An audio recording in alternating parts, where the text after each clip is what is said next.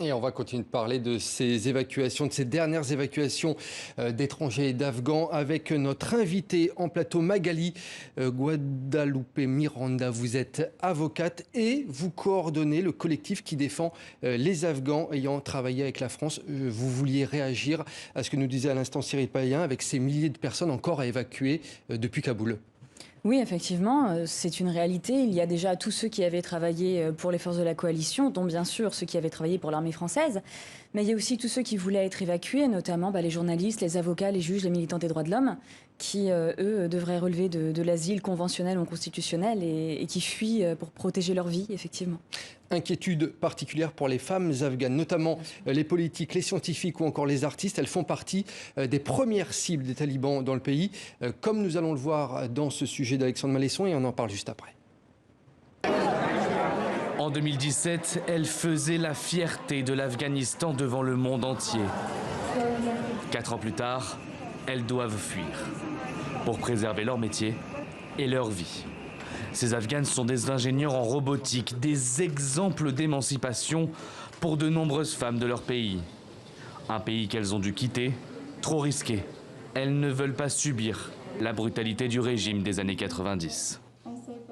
Je n'ai pas connu cette période il y a 20 ans, mais mes parents m'ont raconté qu'à l'époque, les femmes n'avaient rien. On ne les laissait pas aller à l'école, elles n'avaient aucune liberté. Elles devaient rester à la maison et faire les tâches ménagères. Donc j'espère que l'on ne reviendra jamais à ça. J'espère que les femmes pourront continuer leur éducation et qu'elles auront la liberté que l'islam leur garantit. Face au désarroi, certaines se transforment même en leaders d'opinion, comme Niloufar Bayat, capitaine de l'équipe afghane de basket fauteuil. Féministe, ambitieuse, charismatique, cette sportive représente tout ce que le régime taliban déteste. Elle a fui en Espagne, mais la peur ne la quitte pas. Elle craint pour sa famille. Les talibans vérifient toutes les maisons à chercher quelque chose ou quelqu'un. Ils demandent aux habitants s'il y a un journaliste, quelqu'un qui travaille avec le gouvernement, l'armée ou un militant, ou une femme active qui travaille dehors. Ils veulent juste trouver quelque chose pour punir. C'est vraiment dur. Une angoisse partagée par de nombreuses femmes afghanes. Sur ce sujet, l'ONU l'assure, il y aura des sanctions en cas d'atteinte aux droits des femmes. Une ligne rouge fondamentale sera le traitement réservé par les talibans aux femmes et aux filles, ainsi que le respect de leurs droits à la liberté de mouvement, à l'éducation, à l'expression personnelle et à l'emploi. La question des droits des femmes afghanes pourrait être abordée demain à l'ONU. Les membres permanents du Conseil de sécurité doivent se réunir. Au programme des discussions, la situation chaotique en Afghanistan. Magali Guadalupe Miranda, un conseil de sécurité de l'ONU à venir et cette annonce d'Emmanuel Macron ce matin dans le journal du dimanche, il souhaite créer une zone sécurisée à Kaboul pour pouvoir continuer les opérations humanitaires. Bonne solution selon vous? Est-ce que les talibans vont laisser faire? Alors l'intention est louable, hein, c'est toujours mieux que de ne rien faire du tout, effectivement.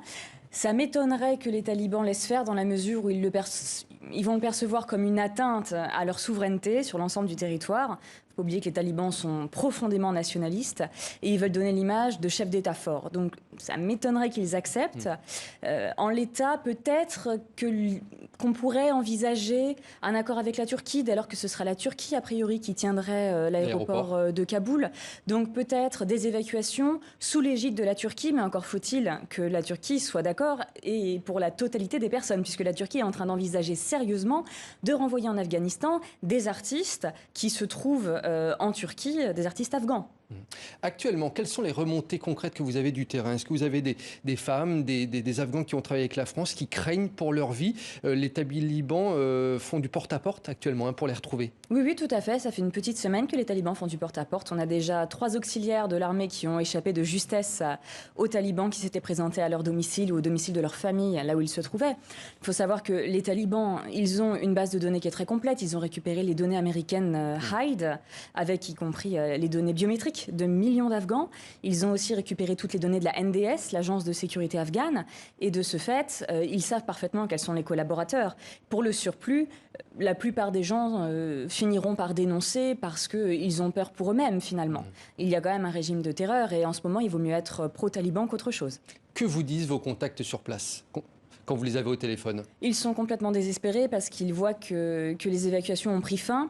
Ils voient que la route vers le Pakistan est bloquée. Ils voient que l'Iran renvoie les Afghans en Afghanistan, que le Turkménistan fait pareil et que l'aéroport de Kaboul maintenant est inaccessible sauf via le filtre taliban. Donc c'est une nasse, c'est un piège pour eux. Ils ne savent pas comment fuir. Ils ont encore un espoir ou pas? Disons que l'espoir fait vivre, donc l'espoir c'est tout ce qui leur reste si vous voulez. Ils ont tout vendu, ils ont vendu leur maison, et ils changent tous les 2 jours de lieu de vie. C'est ce que j'allais vous demander, quelle est leur condition de vie actuellement? Ils sont à l'aéroport, ils sont dans de la famille, ils se cachent, comment ça se passe concrètement? Ils ne sont pas à l'aéroport parce que pour le coup, ils avaient des consignes claires venant de nous, qui étaient les consignes qui nous avaient été données dès le premier jour par le MES. Et ne vous rendez pas à l'aéroport, sauf si vous avez un laissez-passer.